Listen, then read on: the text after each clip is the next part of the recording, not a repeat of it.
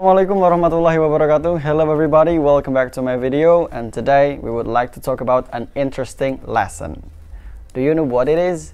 Pasti teman-teman sudah tahu. Yang akan kita pelajari hari ini adalah tenses. Ya, kita akan mempelajari tentang tenses. Mungkin materi ini cukup menjadi momok bagi kita semua yang udah belajar 12 tahun atau bahkan sampai tingkat universitas sekalipun. Nah, di sini saya akan mencoba membantu untuk membagikan bagaimana cara saya memahami apa yang disebut dengan tenses. Tapi sebelum teman-teman melanjutkan video ini, kalau teman-teman belum pencet tombol subscribe, tolong dipencet dulu ya, supaya saya bisa lebih semangat lagi untuk membuat konten-konten selanjutnya. Apakah teman-teman sudah siap untuk belajar? Ngomong-ngomong, teman-teman sudah nonton video saya yang dari chapter 1 sampai dengan chapter 6 ini belum? Kalau belum, mungkin ada baiknya teman-teman menontonnya terlebih dahulu, supaya apa yang saya sampaikan sekarang bisa jauh lebih mudah untuk difahami dan akan menambah pemahaman teman-teman ke depannya. Pasti teman-teman sudah tahu apa yang akan kita pelajari hari ini? Ya, hari ini kita akan mempelajari tentang tenses. Cuman saya hanya akan membatasi pembelajaran tentang tenses ini pada definisi saja terlebih dahulu. Nanti untuk video-video selanjutnya saya bisa tambahkan untuk bagaimana cara menghafalkan tenses, bagaimana cara menerapkannya ke dalam daily conversation, dan lain sebagainya.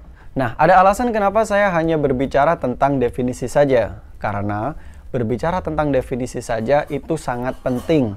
Karena seringkali tenses itu sulit difahami karena kita belum terlalu paham tentang definisinya. Nah, atau seringkali kita hanya paham tentang permukaan dari definisi tenses tersebut. Sehingga ketika menerapkannya ke dalam kalimat atau ketika kita mempraktekannya, kita masih mengalami kesulitan. Itu ya. Nah, sekarang kita mulai masuk ke definisi dari tenses. Apa sih tenses itu? Nah, tenses itu adalah bentuk kata kerja yang menunjukkan waktu terjadinya suatu peristiwa. Nah, jadi ada bentuk kata kerja yang mana dari situ menunjukkan waktu terjadinya suatu peristiwa. Nah, supaya lebih mudah untuk difahami, mari kita tarik garis besarnya. Jadi garis besarnya ada 3, yaitu bentuk kata kerja, waktu, kemudian peristiwa. Jadi coba diingat-ingat ya, ketika ada orang yang berbicara tentang tenses, ataupun saya berkata tentang tenses, maka ada 3 poin yang harus diingat. Ada berapa poin? 3. Apa 3 poin tersebut? Poin yang pertama adalah bentuk kata kerja, poin yang kedua adalah waktu, poin yang ketiga adalah peristiwa. Nah, sekarang saya punya pertanyaan. Saya punya 3 pertanyaan dan tolong dijawab secara bertahap. Nah, jawaban pertama harus bentuk kata kerja. Jawaban kedua harus waktu. Jawaban ketiga harus peristiwa. Saya tanya ya, tenses itu apa sih? Bentuk kata kerja. Dari bentuk kata kerja itu orang otomatis tahu apanya? Waktu. Nah, waktu dari apa? Suatu peristiwa. Saya tanya lagi ya. Oke, coba kita tanya sama Mr. Lukas. Tenses itu apa sih? Bentuk kata kerja. Dari situ tahu apanya? Tahu waktunya. Waktu dari apa? Peristiwa. Pinter. Nah, jadi Mr. Lukas tahu ya. Jadi ketika ada orang ngomong tenses, maka ada 3 poin yang harus diingat, yaitu bentuk kata kerja, waktu, kemudian peristiwa. Mari kita gali lebih dalam. Di sini ada yang ditulis dengan bentuk kata kerja. Apakah teman-teman sudah memahami apa yang disebut dengan bentuk? Nah, apa sih sebenarnya yang dimaksud dengan bentuk di sini? Nah, yang dimaksud dengan bentuk di sini adalah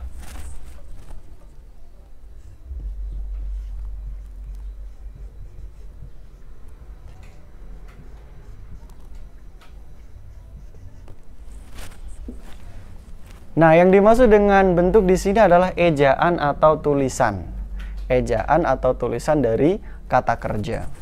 Nah, jadi ketika ada orang ngomong tenses, poin pertama harus teman-teman ingat, yaitu bentuk kata kerja, tulisan dari kata kerja, atau ejaan dari kata kerjanya. Yang mana dari tulisan itu orang akan otomatis mengetahui waktu. Nah, waktu dari terjadinya suatu peristiwa. Sampai sini bisa difahami? Nah, sekarang coba saya tanya lagi ya. Kalau ada orang ngomong tenses, berarti ada berapa poin yang harus diingat? 3. Apa saja? Bentuk kata kerja. Terus? Waktu, peristiwa. Oke, pinter. Jadi yang dimaksud bentuk kata kerja, ada kata bentuk tadi. Bentuk tadi adalah? Ejaan Atau? atau tulisan. Berarti ejaan atau tulisan dari kata. Kata kerja. Yang mana dari situ orang akan otomatis tahu? Waktu. Waktu dari terjadinya suatu Peristiwa. pintar. Nah, sekarang kita supaya jauh lebih paham lagi, saya memiliki 3 buah contoh di sini. 3 buah contoh kalimat, ada I am handsome, I was handsome, I will be handsome. Jika kita melihat dengan mata telanjang, dari ketiga kalimat ini yang paling berbeda apanya? Tulisan. Nah, pintar. Memang yang berbeda adalah tulisannya. Yaitu nih, lihat nih. I am handsome, I was handsome, I will be handsome. Yang atas menggunakan AM. Yang kedua menggunakan WAS. Yang terakhir menggunakan WILLBE. Nah, secara kasat mata yang berbeda adalah tulisannya. Nah, setelah kita perdalam, nah tulisan-tulisan ini ketika dianalisa strukturnya dalam kalimat, maka dia menempati posisi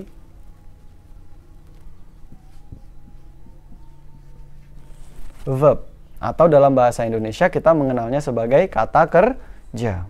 Bisa difahami? Oh, ternyata yang berbeda adalah tulisan atau ejaan dari kata kerja.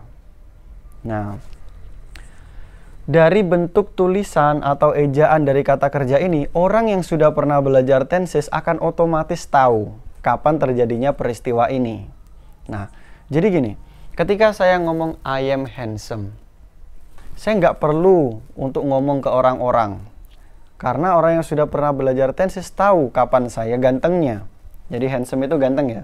Nah, ketika ada am, maka orang-orang akan otomatis tahu kapan saya ganteng. Jadi, kapan gantengnya? Sekarang. Terima kasih.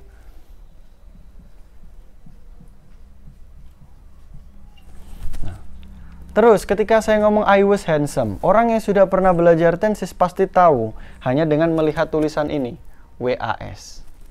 Nah, dari tulisan kata kerja ini loh, orang akan otomatis kapan saya gantengnya? Masa lalu.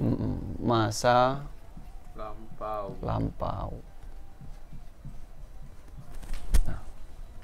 Terus yang terakhir, I will be handsome. Orang tahu dari tulisan WILLBE, yang mana WILLBE ini adalah kata kerja, orang akan otomatis tahu kapan gantengnya?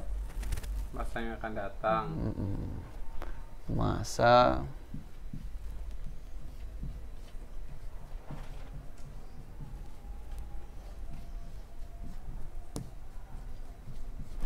Nah, inilah yang disebut dengan tenses.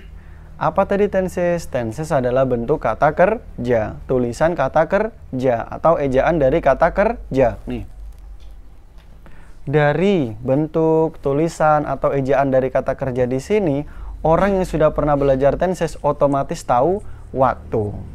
Waktu ya toh? Waktu dari terjadinya suatu peristiwa. Nih. Nah, I am handsome sekarang, I was handsome dulu, I will be more handsome berarti masih nanti. Jadi saya dari lahir, terus kemudian sekarang, dan masih nanti bisa jadi lebih ganteng lagi. Gitu ya, tolong jangan dianggap bercanda, saya lagi seriusan soalnya. Oke, ini ya. Nah, sekarang mari kita simpulkan. Jadi ketika ada orang ngomong tenses atau saya ngomong tenses, di otak kalian harus ada berapa poin? 3. Oke, poin yang pertama harus Bentuk kata kerja. poin yang kedua Waktu. dari suatu peristiwa. Peristiwa.